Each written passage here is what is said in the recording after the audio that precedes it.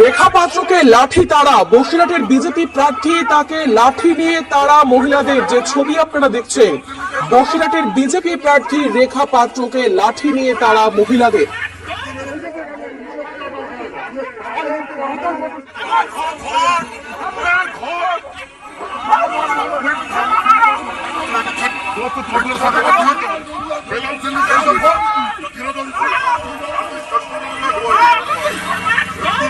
খড়িভাঙাতে BJP প্রার্থীর সঙ্গে হাতাহাতি তৃণমূলের।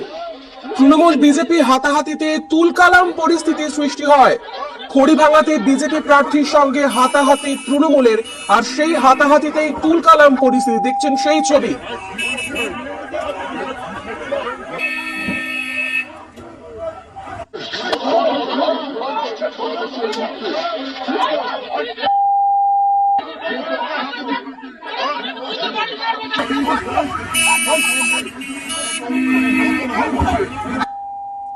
তারপর গাছের গুড়ি ফেলে বিজেপি প্রার্থীর গাড়ি আটকানো হয়, সে অভিযোগ উঠছে। বিজেপি প্রার্থীর গাড়ি আটকানোর অভিযোগ।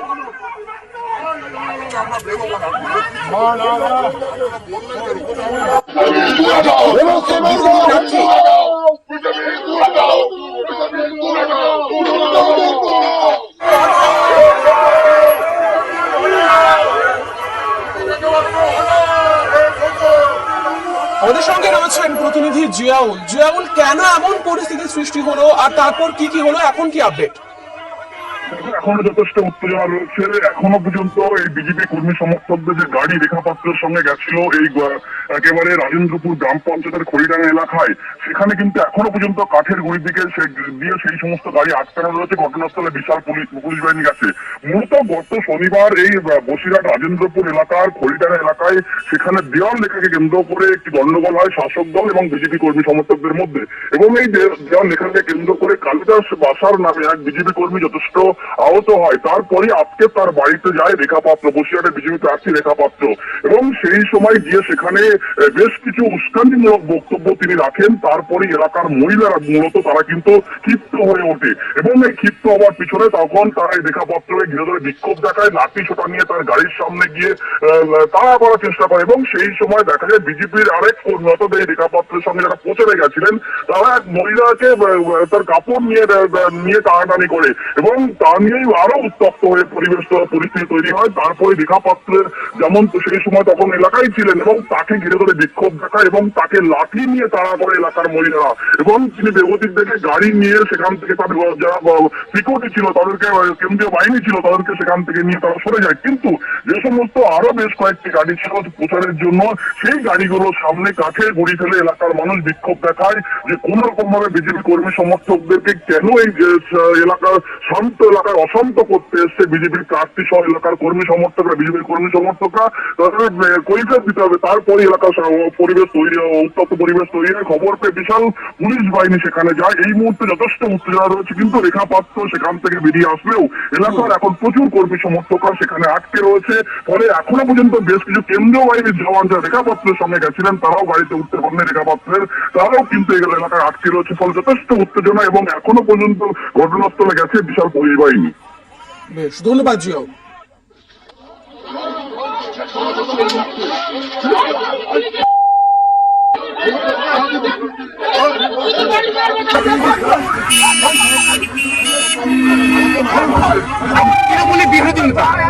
তৃণমূলের বিরোধী নেতা ছিঁড়েছে আমার কাপড়, আমার স্ত্রী হানি করেছে, আমার কাপড় ছিঁড়ে দিয়েছে, আমি ছিঁড়ে দিয়েছে। আমি একজনের কাছ থেকে আমি চাই যারা তৃণমূলের বিরোধী হয়ে বিজেপির নেতাকে নিয়ে এসছে খড়িডাঙ্গা,